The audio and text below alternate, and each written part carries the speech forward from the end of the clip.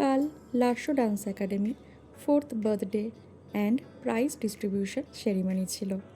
সেখানেই গিয়েছিলাম। বিকাল বিকাল রেডি হয়ে বেরিয়ে পড়েছিলাম। পৌঁছে ওর সাথে দেখা করে লাস্যর জন্য একটা ছোট্ট উপহার নিয়ে গিয়েছিলাম, সেটাই ওকে দিয়ে দিলাম।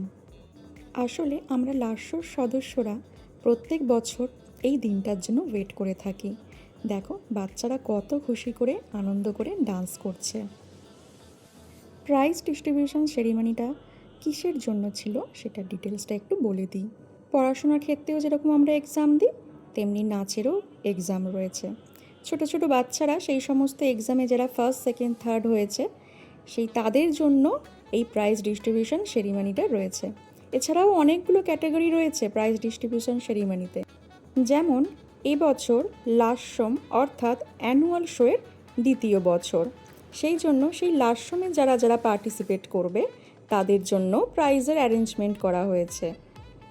এছাড়াও যারা এক্সাম দিয়ে হাইয়েস্ট মার্কস পেয়েছে তাদের জন্য প্রাইজের অ্যারেঞ্জমেন্ট রয়েছে। একে একে ছোট বড় সবাইকে যারা যারা পরীক্ষায় ভালো মার্কস পেয়েছে, ফার্স্ট সেকেন্ড থার্ড হয়েছে, তাদেরকে পুরস্কার দেওয়া হচ্ছিল। আমাদের লাস্য ডান্স একাডেমিতে ছোট বড়রা ছাড়াও একটা স্পেশাল গ্রুপ আছে, সেটা হচ্ছে মমস গ্রুপ, যেখানে স্টুডেন্টদের গার্জিয়ানরাও পারফর্ম করে। আগের বছরও তাই লাস্যম 1-এও পারফর্ম করতে তাদেরকে দেখা গেছিলো, এবছরও দেখা যাবে।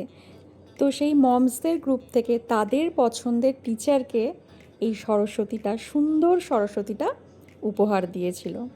তারপর একে একে আমরাও সবাই প্রাইজ নিতে চলে গেলাম। আমিও নিয়েছিলাম, যেহেতু লাস্যম 2-তে আমিও পার্টিসিপেট করছি বলে। এর জন্য অরিতাকে অনেক অনেক থ্যাঙ্কস। একে একে প্রাইজ ডিস্ট্রিবিউশন সেরিমনি শেষ হওয়ার পর ছিল কেক কাটিং সেরিমনি। আর এটা ছিল কেক ডান্সের উপর থিম বেস করে এই কেকটা রেডি করা হয়েছিল। ভীষণই সুন্দর ছিল। চলো আমরা দেখে নিই কেক কাটিং সেরিমনি।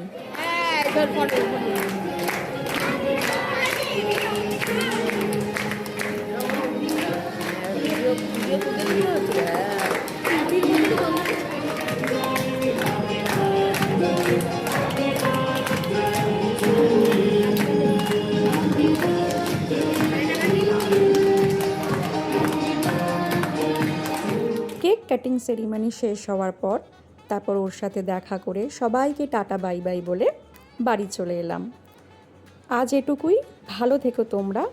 কালকের দিনটা ভীষণই সুন্দর কাটলো। আবার দেখা হবে নেক্সট ভিডিওতে। টাটা।